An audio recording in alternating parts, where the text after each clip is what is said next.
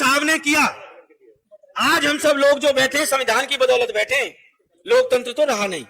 अगर जो संविधान की धारा ना होती ना, नीरज शर्मा का तो अब तक 26 जनवरी वाले दिन कत्ल हो लिया होता। और जो सरकार के इरादे थे आप सबने देखे, और बड़े हुड्डा साहब किस तरीके से मुझे चंगुल से छुड़ा के लाए। ये संविधान ही था बाबा साहब का दिया हुआ, जो नीरज शर्मा आपके बीच में जिंदा बैठा है। और बाबा साहब ने संविधान किसके लिए बनाया? जिसके पास ताकत कम हो, जिसके पास साधन कम हो। और हमारी रामायण भी क्या कहती है?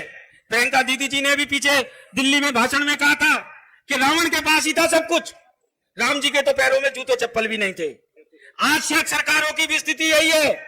रावण रथ बिरथ रघुवीरा, देख विभीषण भयो अधीरा, नाथ न रथ तन पद पन त्राना, कई विध जीतो वीर बलवाना, सुनऊ सका का कृपा निधाना, जो जय होई सो स्पंदन आना, सौरज धीरज दौरत चाका, सत्यशील द्रोण गजा पताका।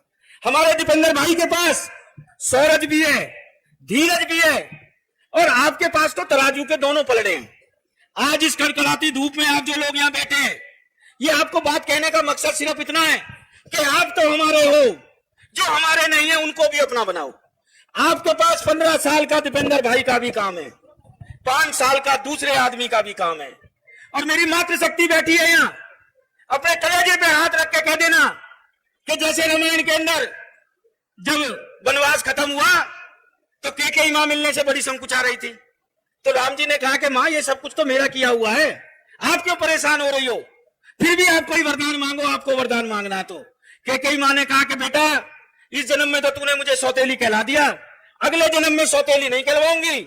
मेरे को तो एक ही वचन दो कि दोबारा जब धरती पे आओ तो मेरे कोख से आना। तो अगला जन्म कृष्ण जी का हुआ, राम जी का।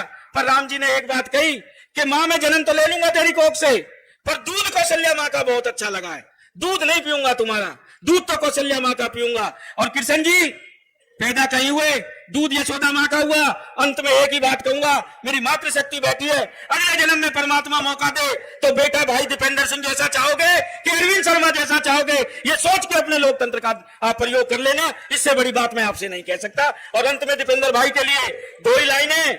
तजे आकाश तारागण, तजे आकाश तारागण, तजे गंभीरता सागर, हिमालय का बने रजकण, कहे मोती जो पत्थर को, अनल हो चांद से पैदा, बहे गंगा भी उत्तर को, हिरण केले मां सागर में, जल की मछलियां तल में, न फूलों में सुगंधी हो, न शीतलता रहे जल में।